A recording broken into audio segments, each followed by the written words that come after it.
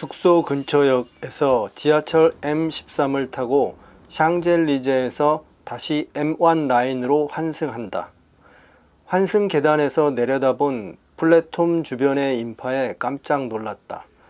오전 9시가 얼마 남지 않은 시간, 아직 출근 시간이 끝나지 않은 것일까? 열차를 기다리는 사람들이 길다랗게 줄지어 늘어서 있다. 파리도 한 줄 서기를 하는가 보다. 파리에서는 처음 보는 풍경이다. 서울 지하철처럼 몸이 밀착되는 콩나물 열차까지는 아니지만 지하철 안에 겨우 발을 올려 놓을 만큼 붐빈다. 서로 몸이 닿을 정도가 되면 각자 알아서 타지 않는 것 같다. 차량 4대를 보내고 겨우 열차 한 구석에 몸을 실을 수 있었다. 라데팡스역을 나와 바라본 주변 풍경은 내가 알고 있는 파리의 모습과는 전혀 다르다. 높게 치솟은 빌딩을 향해 일개미처럼 걸어가는 사람들은 모두들 체면에 빠진 것 같다. 신개선문이라는 뜻의 라데팡스는 그 크기가 어마어마하다. 생김새는 개선문처럼 생겼지만 그 규모가 현저하게 차이가 난다. 라데팡스 두 기둥 사이로 비행기가 통과하는 이벤트를 할 정도로 건축물의 사이즈가 생각보다 훨씬 웅장하다.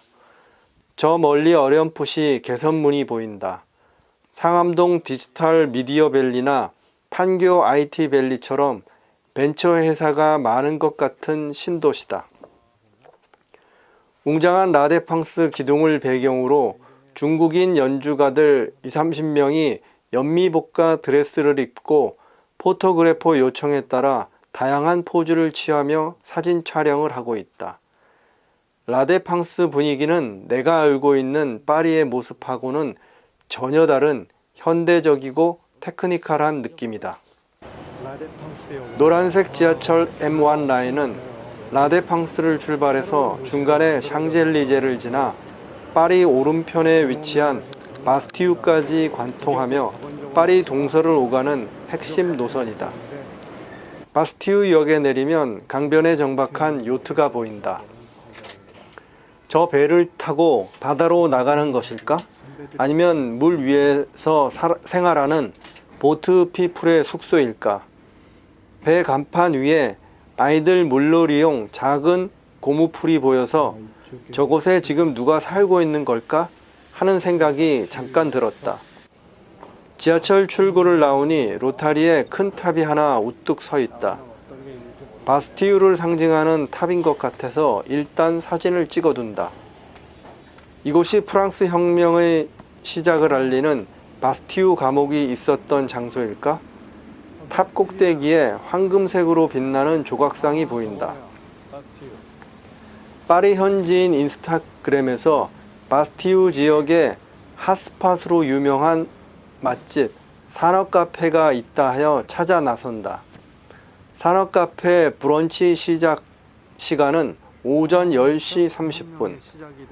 아직 20분 정도 시간 여유가 있기에 주변 골목길 풍경을 사진 찍으며 산책했다.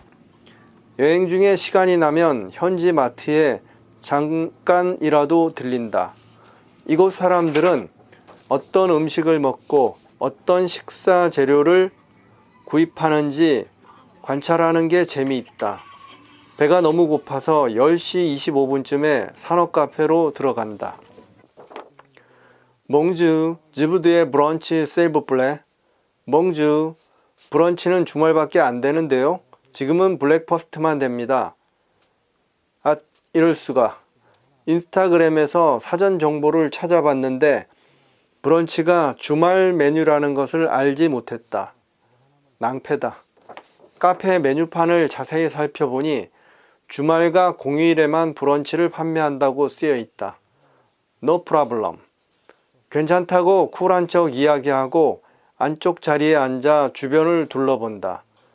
근사한 브런치를 기대했는데 쫄쫄 굶을 것 같다. 아침 식사 시간이 지나서일까? 카페 손님들 대부분은 커피 한 잔을 앞에 두고 노트북 작업을 한다. 파우동. 이래서 오해를 하게 되는 것 같다. 서양인 치고는 키 작은 아르바이트 학생이 혼자서 열심히 홀서빙을 하고 있는데 도통 내 주문을 받을 생각을 안 하기에 살짝 손을 들고 불렀다. 이래서 인종차별을 한다고 오해를 하는 걸까? 먼저 들어온 주문의 서비스를 마칠 때까지는 중간에 들어오는 오더는 신경을 안 쓰는 듯하다. 얼추 서빙을 마치고 난 후 내 테이블로 오기까지 걸린 시간은 대략 5분 정도. 감정 상하거나 당황하지는 말자. 지금 이 상황이 어떤 상황인지 주의 깊게 관찰하기로 한다. 아르바이트 학생이 자꾸 되묻는다. 커피만요? 쏘리? 세트 메뉴라서 뭔가 더 골라야 되는 것 같은데 맨 윗줄에 있는 우유 섞은 커피 하나와 크루아상을 선택했다. 영어로 말을 해야 하는데 학교 졸업하고 거의 영어를 안 쓰다 보니 마음이 급해서 영어 대신에 자꾸 일본어가 튀어나온다. 일본 출장 가서 서바이벌 일본어를 하며 외국인과 프리토킹한 경험이 있어서일까? 외국인을 만나 의사표현을 할 때 영어보다 일본어가 나도 모르게 튀어나온다. 잠시 후 음식이 온 걸 보고 세트 구성의 뜻을 이해했다. 음료 1개, 빵 1개의 서비스로 음료를 1개 더 선택할 수 있다는 소리였다. 세트 구성은 기본 음료 외에 1개를 더 추가로 주문할 수 있는데 커피만 시켰으니 아르바이트 학생이 자꾸 추가로 주문할 것 없냐고 물어봤던 것 같다. 세트로 7.5유로니까 파리 물가로 보면 그렇게 비싼 것 같지는 않다.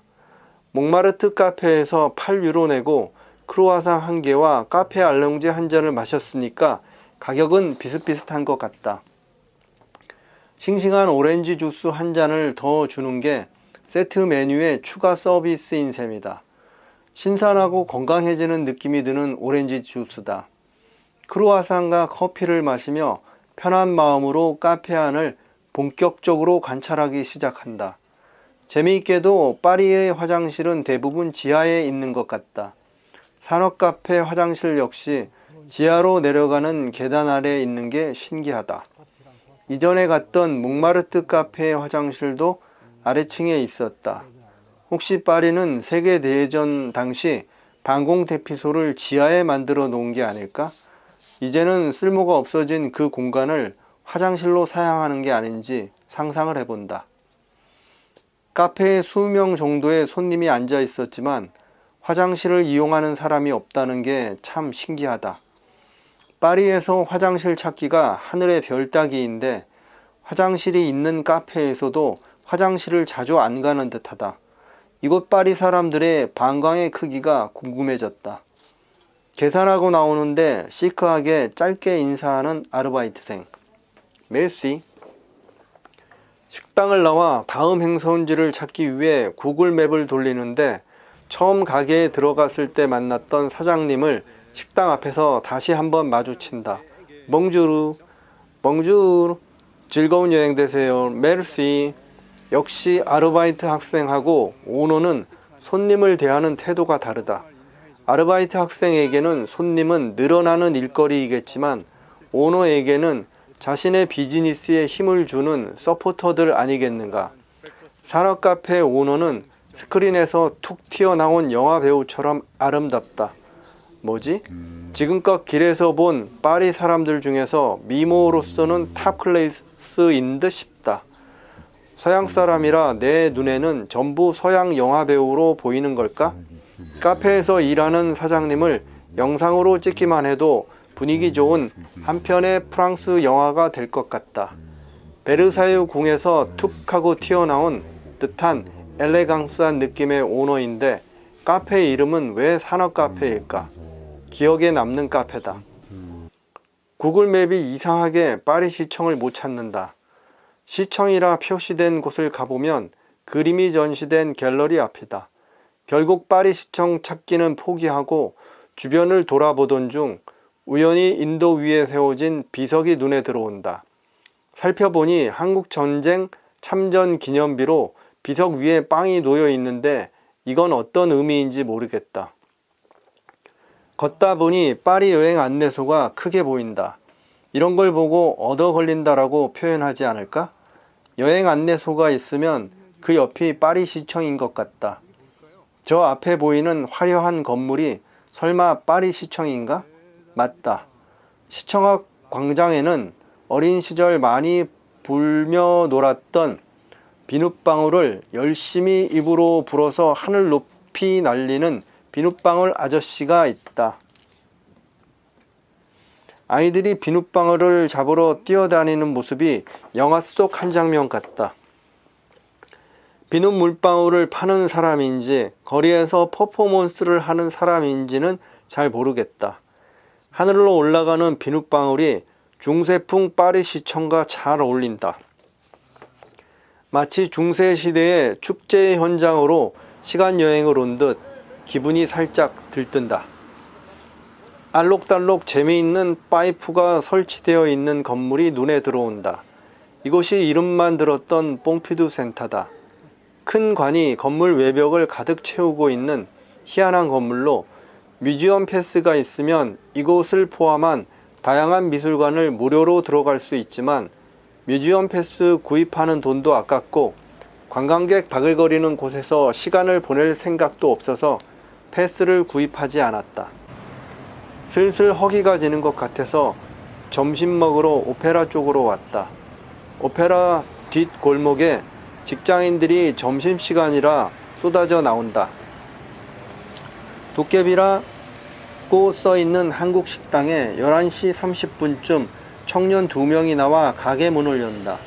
도깨비 간판의 한글 폰트 느낌이 고급스러워 보이진 않아서 좀 아쉽긴 했지만 다시 생각해보니 외국인들이 한글 폰트의 느낌까지는 디테일하게 알 수 없을지도 모르니 상관없는 것 같기도 하다.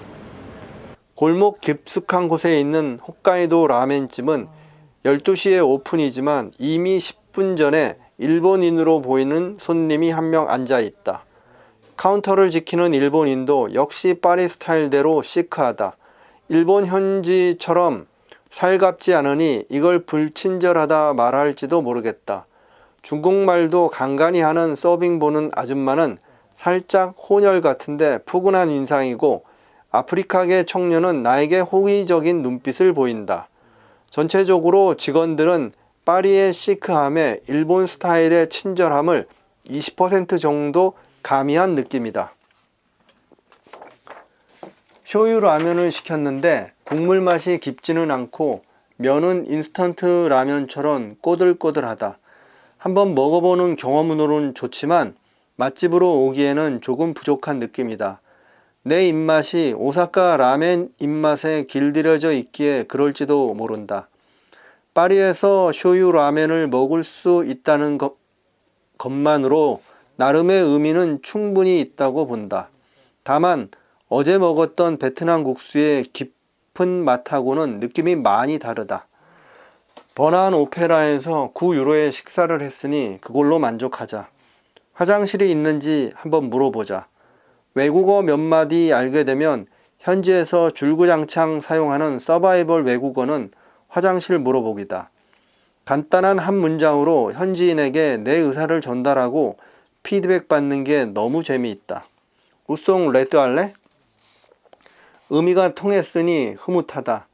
카운터에 있는 일본인에게 가볍게 인사를 한다. 아리가또 고자이마시다. 들은 척도 안 해서 살짝 섭섭했지만 이런 게 파리 스타일이 아닐까 싶다. 숙소로 돌아가는 길에 몽파르나스에서 공항까지 가는 르버스 정류장 위치를 확인하기 위해 몽파르나스 역으로 다시 간다. 공항에서 방금 도착한 차량의 짐칸에서 직원들이 손님들의 짐을 빼고 다시 공항으로 가는 손님들의 짐을 짐칸 깊숙이 넣는 작업을 하고 있다. 짐을 실을 때 수화물 확인표를 주지 않기 때문에 공항 도착 후 짐을 내릴 때는 다른 사람이 내 짐을 잘못 가져갈까봐 걱정이 될 것 같다. 대만이나 일본에서 리무진 버스를 이용할 때는 짐 보관표를 줘서 안심하고 이용했는데 파리의 르버스는 그런 서비스가 없는 게 조금 아쉽다. 차량 티켓은 정류장 옆 매표소에서 구입 가능하기에 차내에서 굳이 살 필요는 없을 것 같다. 자동 판매기도 설치되어 있지만 신용카드를 이용해야 하고 햇빛이 워낙 강해서 화면이 잘 보이지 않는다.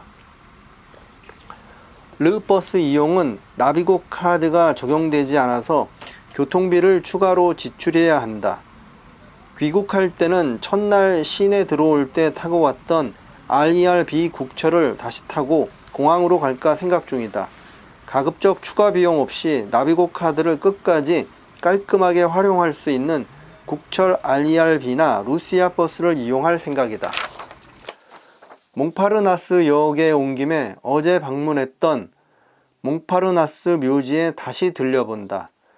이곳 묘지에 모셔있는 모파상, 사르뜨르와 보바르 묘지에 들려 참배도 하고 또 역사에 남은 위대한 작가분들의 기운을 좀 받아볼까 한다. 구글 맵으로 검색해도 모파상 묘지가 계속 벽 건너편으로 나온다. 구글 맵이 오작동한다고 생각했는데 구글 맵이 이상한 게 아니라 묘지가 두 개의 구역으로 나눠져 있다는 걸 뒤늦게 알았다. 모파상 묘는 끝쪽 통로로 나가 또 다른 묘지 구역에 있다.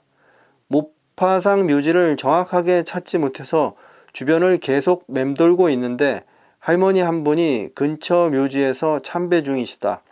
내가 너무 어슬렁거려서 그분이 신경 쓰일까봐 대략적 위치만 파악하고 돌아섰다. 정중하게 인사를 드리고 모파상의 묘지 사진을 보여드리고 위치를 물어봤으면 어땠을까. 결국 모파상, 사르뜨르, 보바루 묘 근처만 계속 헤매고 정확한 장소를 찾지 못한 채 돌아왔다. 몽주르, 오 마이 베스트 프렌드. 아프리카계 친구, 이 친구 넉살이 장난 아니다. 이제 세 번째 보는 건데 점점 더 친근하게 군다. 옆에 친구들인 듯한 녀석들과 키기덕거리는데 자기 친구들은 나쁜 녀석들이라며 농담을 한다. 맥주 작은 것을 한 잔 시켜서 한 입에 털어 넣는다. 너무 빨리 마셔버렸나? 한 잔만 마시고 계산을 하니 이 친구 살짝 아쉬워한다. See you tomorrow, merci. 쿨한 척 인사를 날려주고 호텔로 돌아온다. 내일은 뭐 하지? 웬만한 건 다 해버려서 이젠 뭘 해야 할지 고민이다. 새로 구입한 와인을 꺼내 반병쯤을 비우니 알큰하다. 파리에 와서 술을 너무 자주 먹는 것 같다. 슬슬 피로감이 쌓인다. 여행이 중반을 넘어 이제 여행의 끝을 향하고 있다. 8일 동안 파리 시내의 웬만한 장소는 한 번씩 다 돌아본 것 같다. 이제 남은 시간을 어떻게 뜻깊게 보낼까?